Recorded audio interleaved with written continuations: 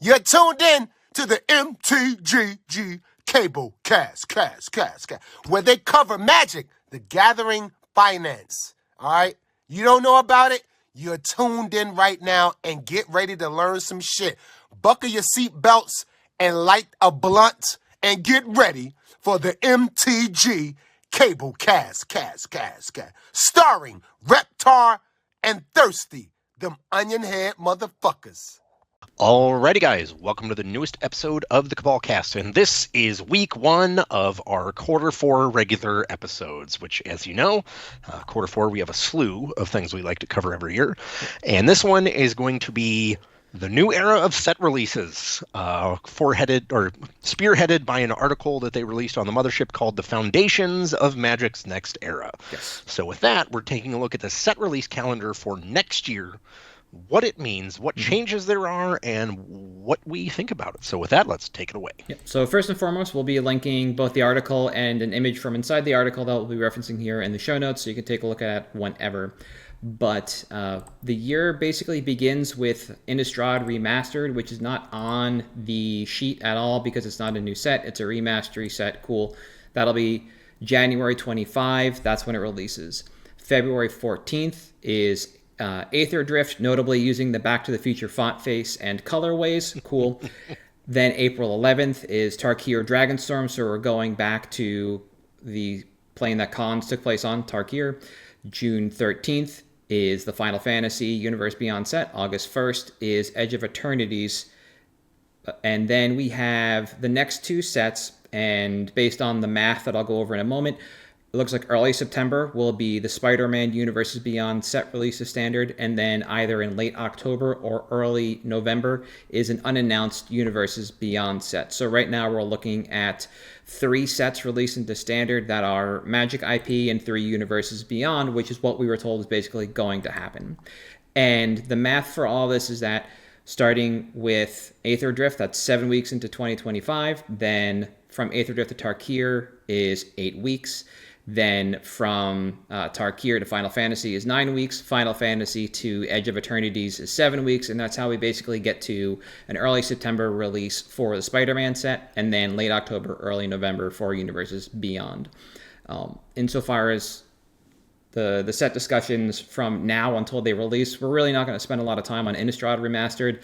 It is, again, another large reprint set, but unlike Double Feature that brought us Midnight Hit and Crimson Vow in one set, this is bringing together all the other Innistrad sets that have been released thus far. That is original Innistrad block and Shadows over Innistrad block, combined with a few pieces from Commander 17. So we know we're getting Edgar Markov and a number of other reprints, but we're missing the information on how many cards are in the set overall.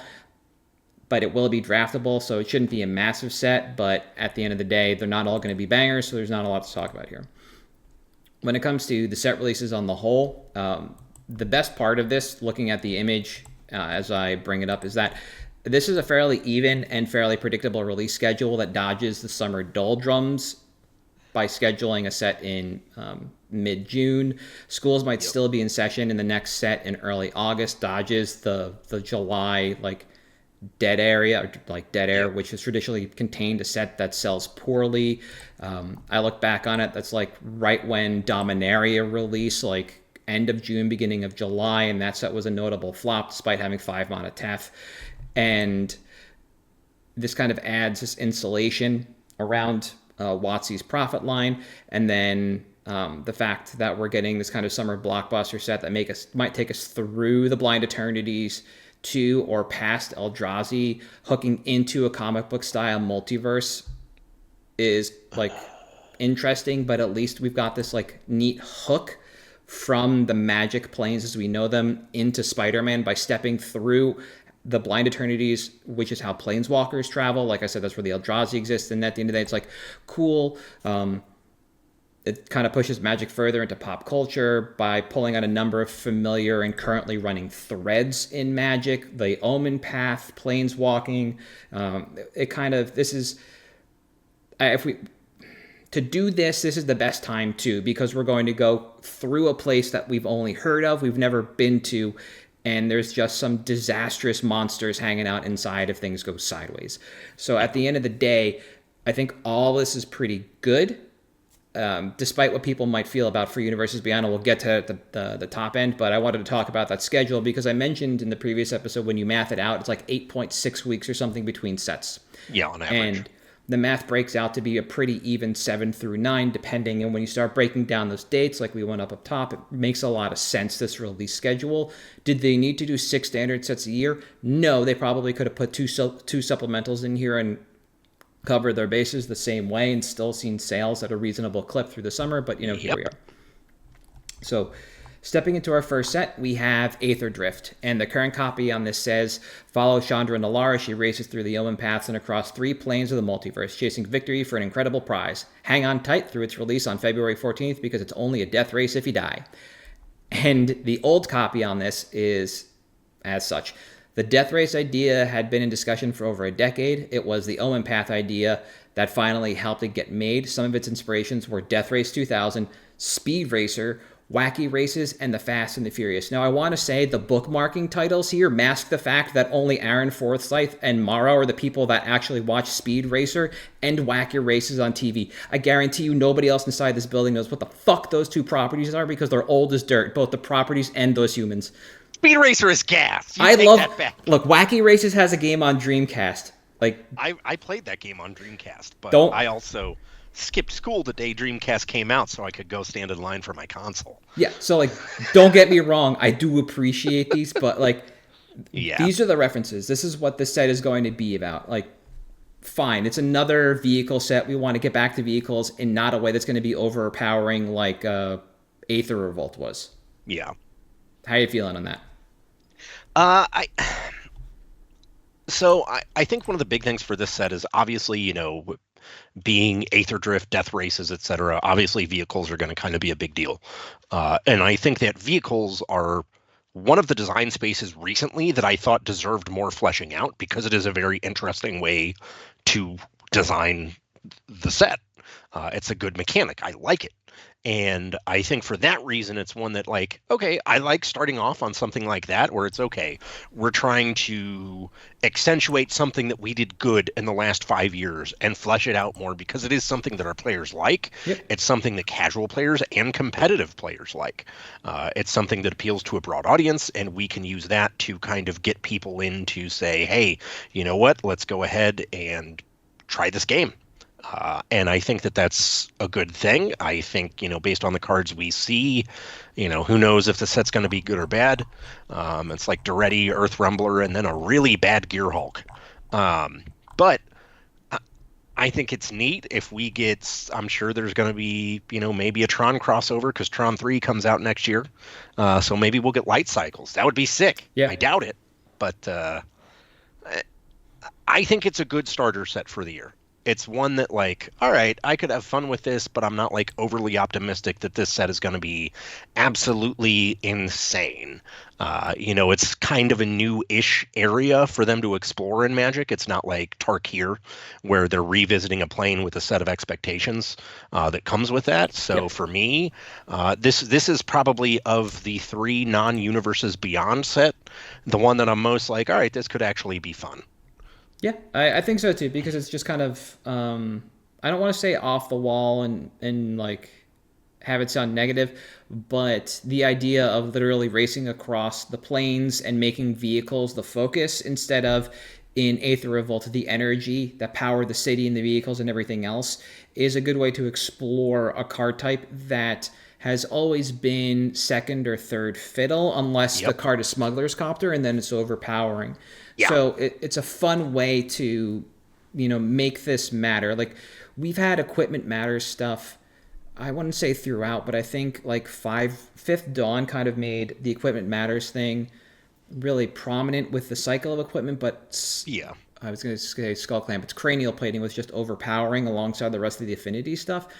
But if we had removed the Affinity stuff earlier, we could have actually seen Equipment Matter. And that happened within the same block. They didn't have to try for the third, the fourth, or the fifth time, whatever this set is when it comes to featuring vehicles prominently. Because Kamigawa and Neon Dynasty gave us the pilot type that can crew vehicles at a +1 rate. and nothing did anything besides from Reckoner Bankbuster, and the only time you crewed that was when you literally ran out of counters and couldn't draw cards anymore. So it's very difficult to say that we've really seen vehicles play a strong role in Constructed when the name isn't Smuggler's Copter, Reckoner Bankbuster, or what's the boat? Sky Sovereign? Yeah, Sky Sovereign. And if you're an old head, you've got Fleet Wheel Cruiser from Vintage Workshops at a point in time. So yeah, cool. I'm all for it. The race setting, like, sure, this is pod racing, whatever you want to call it. Like, we'll see how it goes. I don't think it's going to be an outstanding way of doing things, but I'm here to see a vehicle set because vehicles are a cool part of Magic. Yeah, I think they're fun. It'll be neat to see how they manage to fuck it up. There it is. Moving on from that, the next actual intra IP set we have is Dragonstorm. What is it? Tarkir Dragonstorm. The copy on this is dragons take flight across the skies of Tarkir, each flap of their wings ripping through the omen paths. Join one of the 5 resurgent clans of Tarkir as they strike back against this threat to the multiverse. So we're going to get the 5 clans back, I would assume. Abzan, Sultai, Jeskai, Mardu, and did I say Abzan? You said Abzan. Temur, yeah. Right, those are the clans, cool. Familiar faces like Sarkhan Vol and Ugin have returned, their presence rippling across the set. We're excited to share more from whatever on April 11th.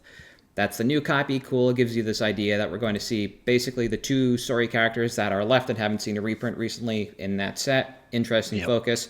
Whether or not we'll get more story beats between Ugin and Bolas, who's kind of trapped in that little realm, TBD. The old copy on this says, this set marks the conclusion of the Dragonstorm arc, and that dragons are pouring through Dragonstorms all over the plane. So this looks like it's going to be a really big, kind of casual set from just the copy we have here. Or maybe we'll just get a lot of creatures that are types dragon, and we'll get that shaman, the 1 red mana 1/1, that when you have 7 Dragon Speaker Shaman or whatever, I can never remember its name. Yeah, good. I can see that. Yeah, but we're going to get a lot of play on it. I would assume we'll probably I don't think we'll get the original Ascendancies back, but we might get something akin to them. So we'll get promoted for playing creatures with a large power, maybe some large toughness stuff. We might get some of the old keywords back. I don't know why Prowess wouldn't, couldn't. Prowess is evergreen now, so it can absolutely come back. Yeah, and like maybe we'll get another Zergo that's actually worthwhile and some cool odds and ends. To me, this is like the set that matters the least of the bunch. I really don't have a whole lot to say. Yeah, this one, for one, if they call the set Dragonstorm and don't print Dragonstorm in it, I might be mad. I hope that gets to see play in Standard again. I thought it was an awesome deck. I loved Yellow Hat and Chapin going at it. In the finals. That's one of the all-time goated moments as far as I'm concerned in the history of competitive play. But this is one that, I have expectations for it. And my expectations are, man, every time we're in Tarkir, the game fucking sucks. Yeah. That said, Siege Rhino was the greatest creature ever printed. But I'm dreading it almost. Okay. I'm like legitimately... do we really have to? Like, is this something we have to release? We have to go back to Tarkir? This is what everyone was waiting for so long, was for us to go back to Tarkir? Like, I just don't buy that. I don't think that's the case at all. That's not, this isn't something people have been holding their breath for whatever reason. We're going there, and I guess, you just got to live with it. But it just doesn't make sense to me. That Tarkir is where we want to go, and I worry for Eternal sets because it seems like every time we get a new Eugene, it shits on some Eternal format. That makes sense. Without fail, it will shit on something all over the place. Yeah, and I'm dreading that aspect of it for sure. Okay, yeah, because an entirely colorless Planeswalker just kind of does have the opportunity to just run things over between Ugin and Karn. That's it. It's a 1-2 punch. And for those that don't remember, both Ugin Planeswalkers did find their way into Modern, and I think both of them found their way into Tron at the same time. And you're using one to reduce the mana value of the other. Yeah, compared to Lorwyn, which we know we're going back to, it is weird that we're going back to Tarkir first, but it seems like we're just going back there to tie up a storyline and then move forward. So, sure, pull that thread. and get away. And that kind of goes hand in hand with what I said up top, which is just you're pulling on a lot of threads that people remember, and you're going to use them all to catapult yourself for the first time, truthfully, out of the game into like a world renowned, a world recognizable IP in the Spider-Man set. And I do understand that after Dragonstorm, Final Fantasy is literally the next one, the next set that gets released. We don't have the 3 UBs in a row, but I think that using Tarkir and using Edge of Eternities is just a really good way to kind of move forward with this. Yeah. Insofar as does this set concern me? Not necessarily. I do understand the concerns that you have. A lot of the cards have just kind of faded out, but a lot of them have also hit for a little while and did good things to formats. Dragonlord Dramoka was a decent sideboard card in Modern. On counterability, made it pretty difficult to deal with. Lifelink allowed you to play a longer game in decks that wanted to combo out. So there's opportunity, and I don't think there would be a lot of meaningful reprints unless they wanted to upcycle or reference, like Sidisi's weren't too overpowering, things like that. I think there's a lot of opportunity here, but yeah, it seems weird that this is the set that we're going to instead of Lorwyn is like, hey, this is the big reprint notable set. I do understand that, so I do appreciate that view. And then stepping past Final Fantasy to the last actual Magic IP of the year, released in August, is going to be Edge of Eternities, and the new copy for that reads Magic ventures into science fantasy with Edge of Eternities, exploring what lies beyond the known multiverse. Harness the advanced technology of the, I think it's pronounced Sothera system, as forces vie for cosmic power. And the old copy reads, the story of the set is located in outer space and is top-down, inspired by space opera. And that's it. So we just had to actually define space opera. And space opera is a subgenre of science fiction that emphasizes space warfare. Period. Ended. Very easy. And some good examples of space opera are in alphabetical order: the book and movies Dune, Ender's Game, the show Farscape, every Star Trek, and all of Star Wars. Those are really good examples of space operas. And so that's kind of where we're coming from with this set. And the marketing copy says what I espouse, which is just Magic goes zoom into space. Yep. And we're going to go past what I think are the blind eternities. Like I said, that's how the planeswalkers move between planes. That's where all the Eldrazi existed. And we're just going to move up to the edge of the universe, like the Futurama episode, where you just hit the edge of the snow globe. And then so good. And then you take a step past it and you see what's out there. And it's Spider-Man. Spider-Man's on the other side of the universe. And like, of all the sets that we're going to talk about, this is the one that actually worries me the most, because we have seen Eldrazi make very meaningful impacts on formats and warp various elements of games around them. The original Titans shuffle themselves back in. They have Annihilator.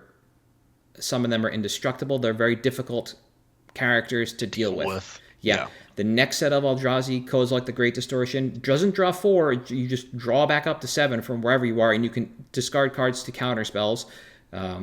Ulamog, the Ceaseless Hungerer, exiles permanents, then eats your opponent's library. And the Emrakul from that is a Mindslaver. Those are all extremely powerful. Yep. Then we got another set of the Titans in Modern Horizons 3. The Ulamog is the most powerful one, gaining Annihilator X equal to the greatest mana value among cards you have in exile. The other two, I couldn't even tell you what they did. So they've been powering them down. But on the fringes, there are some very powerful Eldrazi. The common one, the Brood Scale or whatever from Modern Horizons 3, goes infinite in both Pauper and Modern. We have like Line Breaker, we have Null Drifter, we have all these Eldrazi that are now kind of rising up. Fleshraker from Modern Horizons 3, combining with some of the older ones that are just allowing... They are allowing new decks to form in formats, but they are very difficult cards to deal with because of the design space. They're colorless. They're big. They can have any keyword, old, new, or unthought of, and they're difficult to balance. Thankfully, the one in Foundations that's like a 7/7 for 7 with 7 keywords and 7 syllables and like whatever doesn't look to be terribly overpowering, but there's always the opportunity for this stuff, and because of that, I worry the most about this set breaking something, because it's the heuristics I have, similar to like yours around Tarkir and that stuff, tells me like, alert, watch out. Yeah. This is one that, like, I'm going to be honest. Obviously, our art is Tezzeret, which I think is dope. Tezzeret's one of my favorite walkers from a design perspective. I was always a sucker for the Elric of Meldeman books by Michael Moorcock, which, for those of you that don't know, were actually the first documented place where a multiverse was suggested in all of human history. And now it's like this scientific thing. Anyways, I'm getting on a tangent. For those reasons, I am excited for it. But for one very, very bad reason, this set to me marks the death of Magic. Okay. We now have a canon storyline way to bring in whatever license we want. Yeah. And that is the last, gong sounding on Magic as I loved it in my life. Mm-hmm. It is now a cheap corporate whore who is here to license your SpongeBobs and your Final Fantasies and your Marvel Cinematic Universe. Great. Yeah. But, other than that, the set could be good. Yeah. And we can just use that to vault right in. We feel very differently about this stuff, about Universes Beyond. I understand people dredged up that Tumblr post from Moreau from a decade ago where he's like, nah, we'll never do this. And then, here we are. Yeah. And it's cool, whatever. It is weird to think that Magic is going to be, starting next year, 50% somebody else's game. Yeah. Next year, Disney will own 16.6% of Magic with the Spider-Man set of standard Magic, because you've got to go through the mouse when you want to work with that. Sony, Square Enix, owns 16.6% of Magic next year with the Final Fantasy set, because they're going to have directional input on this, on top of their own card game, which I still think is insane. And then whatever the next Universes Beyond is going to be. I have feelings about this because making people play the game with certain skins is not a model anybody espouses. You can always reskin on top of the base level, but when your base level is a custom skin, I don't think anybody's done that before. And that's what worries me more than anything else. If the cards are good and I have to play Marvel cards in my deck, I can't play a Magic version of the card, then it's going to be a little worrisome. I would rather go out and buy the treatment and skin the game myself, which sounds so gross, but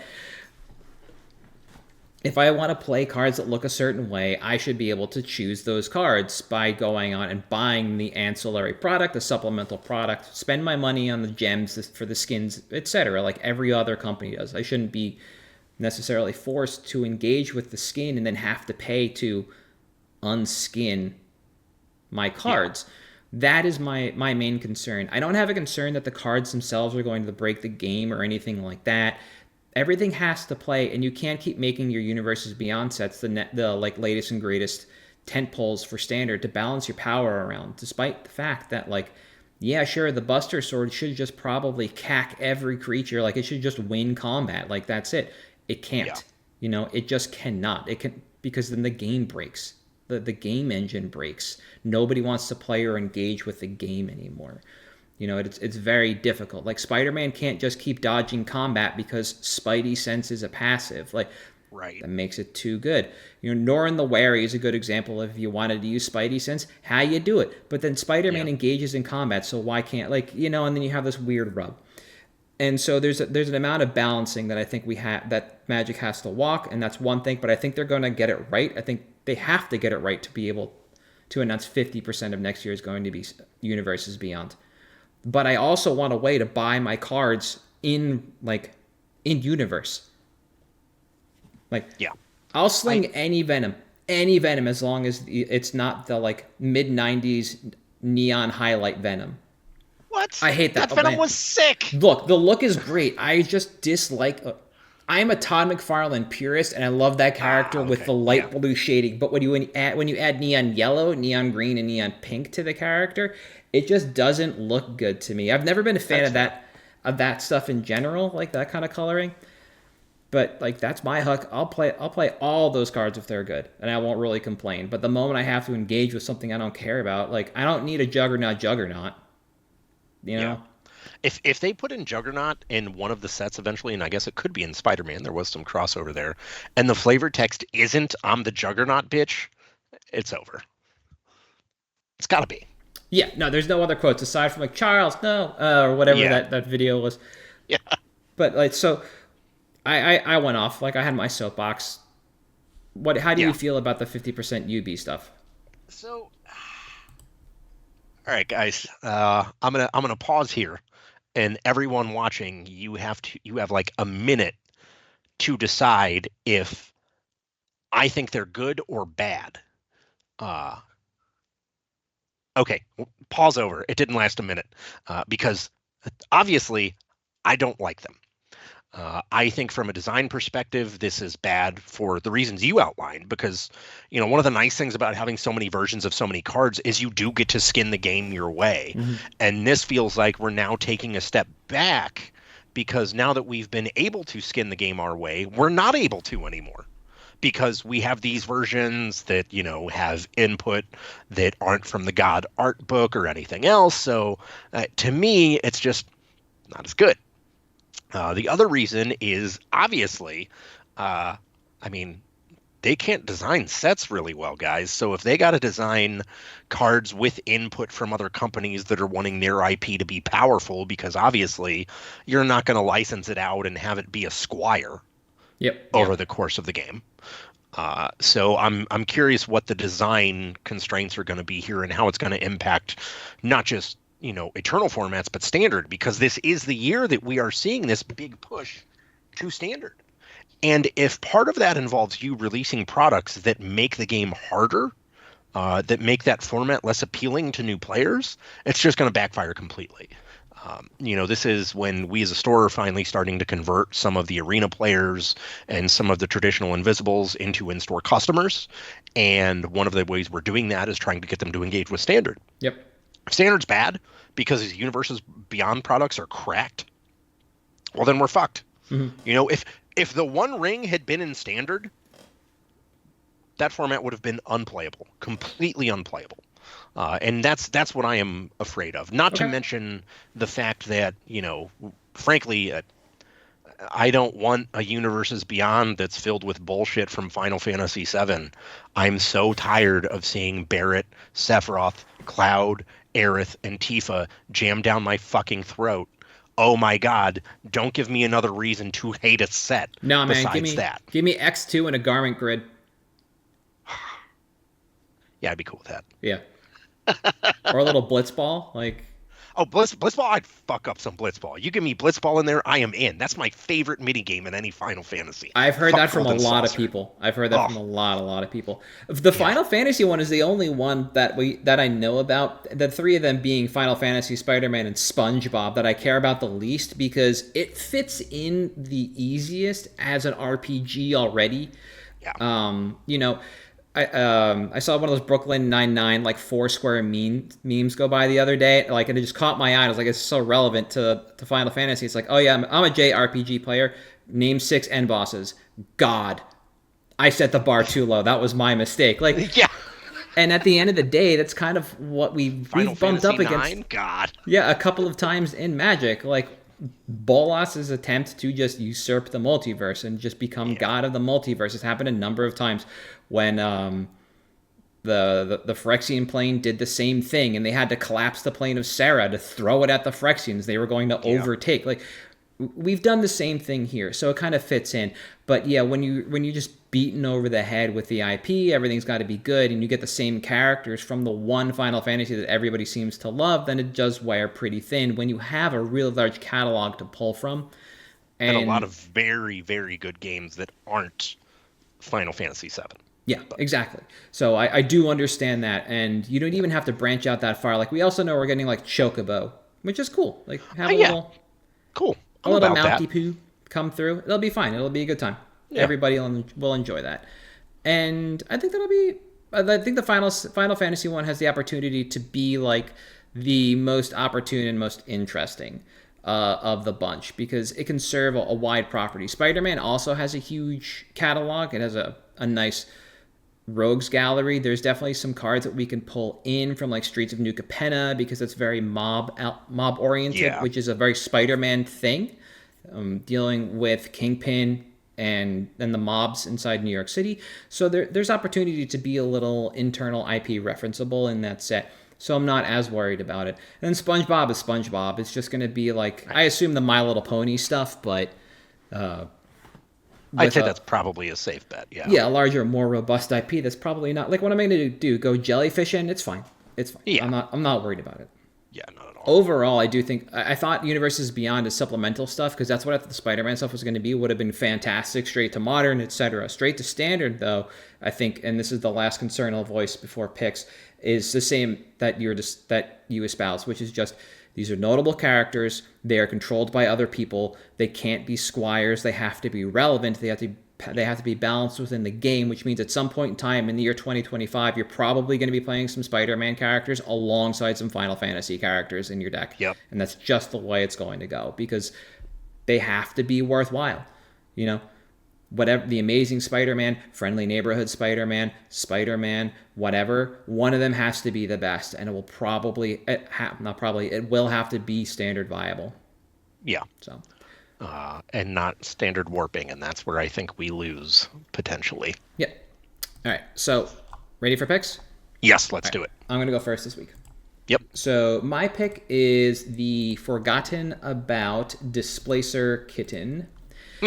And love this card still, despite being forgotten, as you said. So, Displacer Kitten came from Commander Legends Baldur's Gate, for those that don't remember.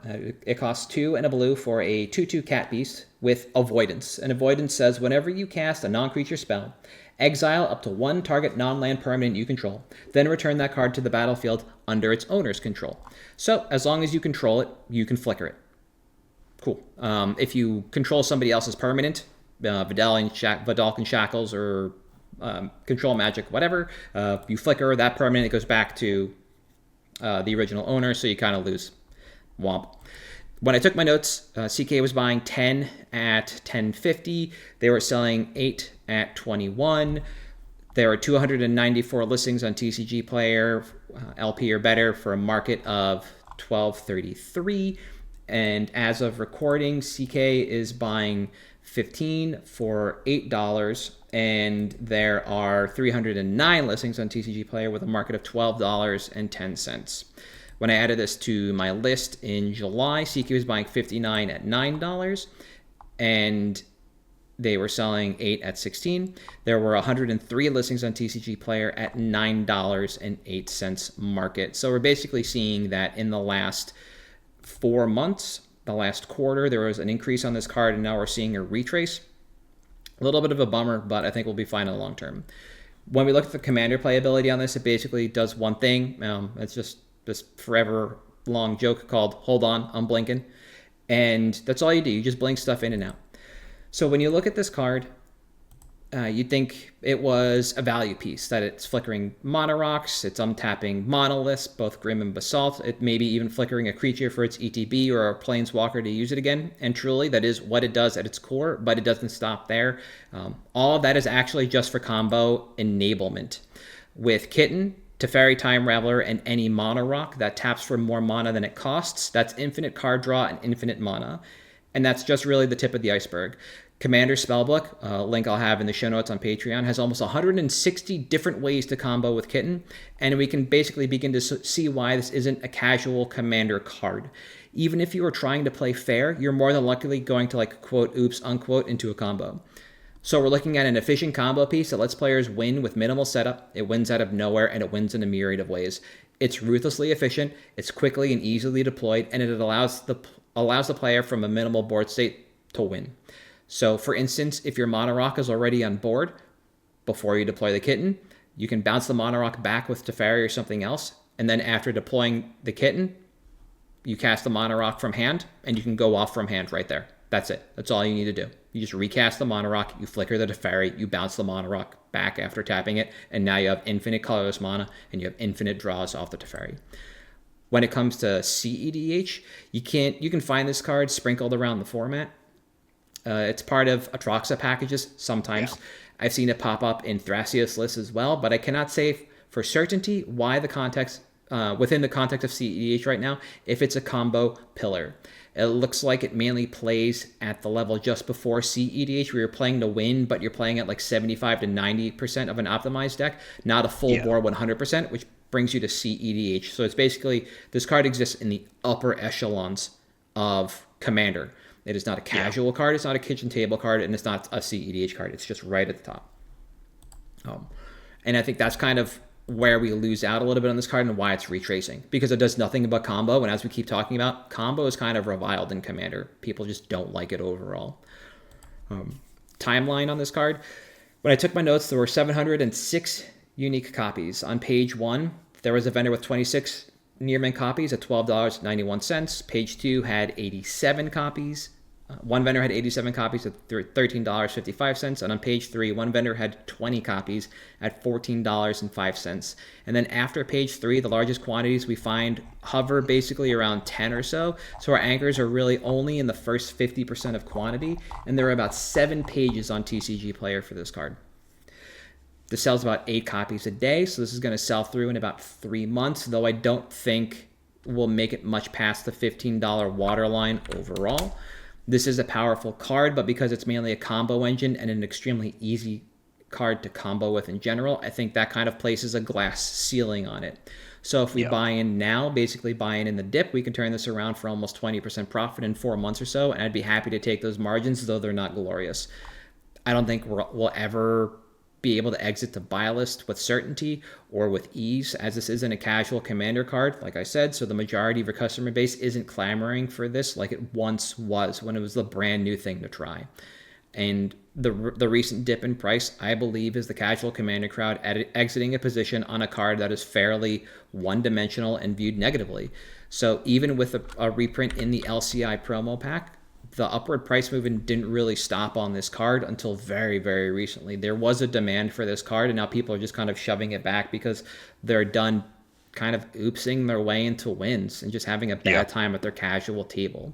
So basically what we're doing here is we're just waiting for stock to dry naturally, and once some of these anchors are pulled after the low, like people just turning their singular copy around, we'll be in for an easy, at this point, 20 to 30% double like increase in a couple of months. This is going to end up being a pretty long-term hold. Reprint equity on this thing. Displacers as a whole are deeply embedded in Dungeons & Dragons lore, which is why we finally saw them both in Adventures in the Forgotten Realms, the Displacer Beast, and in Baldur's Gate, the Displacer Kitten. So this kind of tie-in and the power of Displacer Kitten alone leads me to believe that we aren't going to see it splashed into a random product, but a very well thought out product, which could be a Commander precon sometime in the future. But keeping it from going infinite is more than likely the hurdle, because that shrinks what you can do in that Commander product, so it's going to be really difficult to put into a set. And then by quantity, I have my playset, and I have a few extra for both Commander play and a foil one for my cube.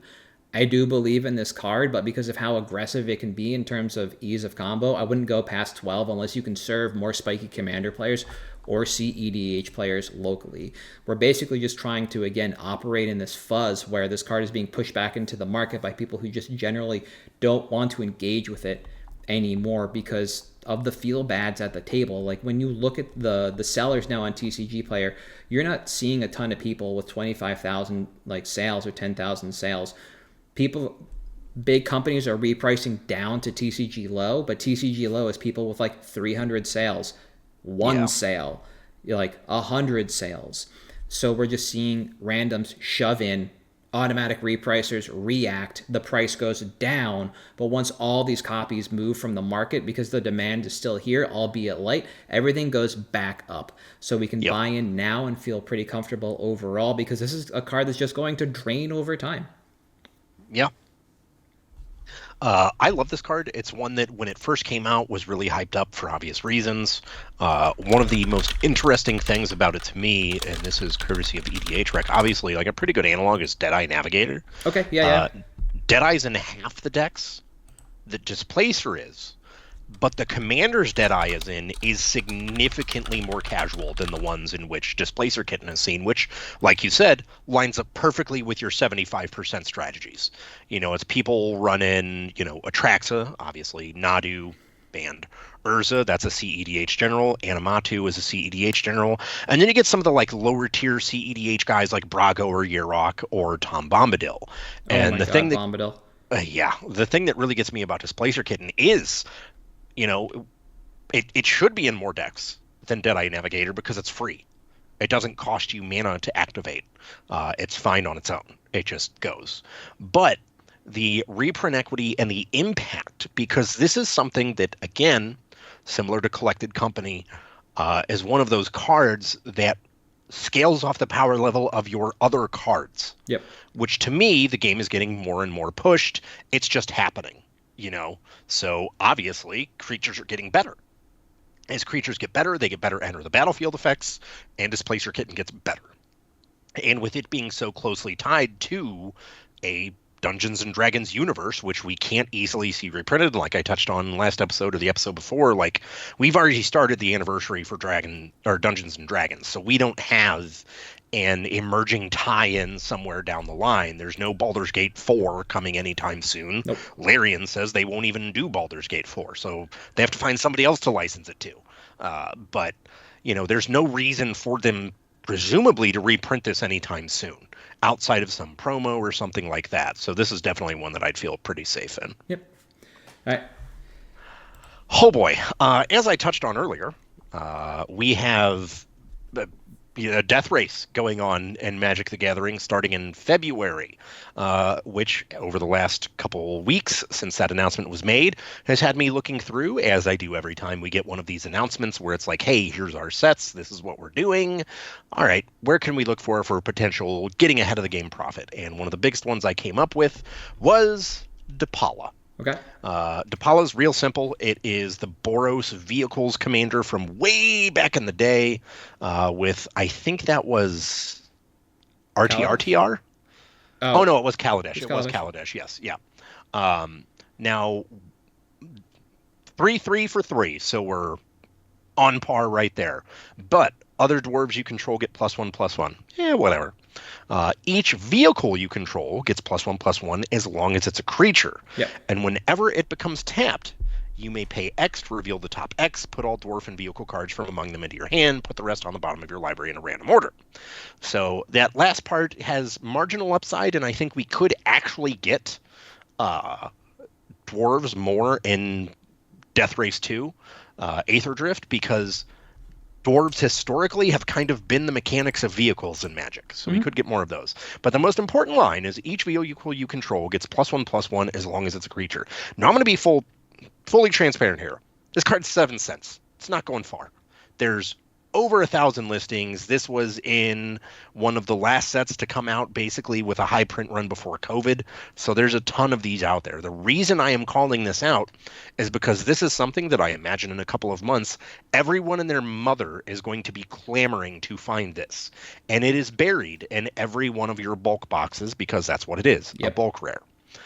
This is, however, something that if we get a good enough dwarf, could see a very real movement, and if nothing else, is certainly going to see movement because vehicles. I can't imagine that we'll get Depala in the commander deck around vehicles, but who knows? Maybe we do, and I'm wrong. Or we could end up with a new Depala because Chandra took her with to like rig the car race or something. Look, if we don't get a Watto, I'm going to be mad. But at any rate, just selling out of the junkyard. Yeah. This is something that does have a ton of copies.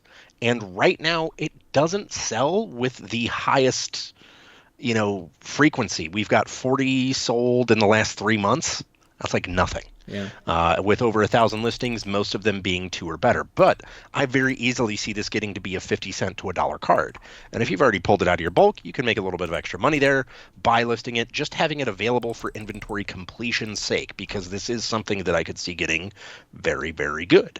Additionally, I just think that Lords are always the first look for most players when an old card type becomes relevant again. Anytime we hear Tribal, it's, all right, well, let's get all the Merfolk Lords, let's get all the Elf Lords, let's get all the Zombie Lords, all that stuff, because you know it's going to move. Yep. Because it's going to drum up interest in it. People are going to be looking for it, and they want to make decks for it. And that's what you need to have ready for them so you can get that customer base in. So that is why I am plugging Depala. In terms of quantity here, look, this is an EDH card. I know we're getting vehicles in standard, but this is not a standard card, and I don't think it's good enough for modern, no matter how good the vehicles get. Maybe I'm wrong. I'm ready to be wrong on that, but I'm probably not. So I really, honestly, at the price it's at, brick 50 of them. Doesn't matter. They're 7 cents each. You won't lose. It's $5. Who cares? I think by quantity, stash them. Know that they're there when people start asking, because they're going to. That's just how it is. I think that this card, to me, represents a very good way to get new players into Commander using a new standard set that they're trying to use to push people into standard by releasing more product rather than supporting it better with prizes. But I digress. So no, I get that. I didn't realize the Apollo was this cheap, which means you can probably just pull some decent sized bricks off TCG Player if you need it for inventory completion. And at the end of the day, before we went live, I was looking through EDH Rec, and you can definitely find under the vehicle section that Boros Vehicles is one of the more played options, although vehicles themselves are a bit underplayed.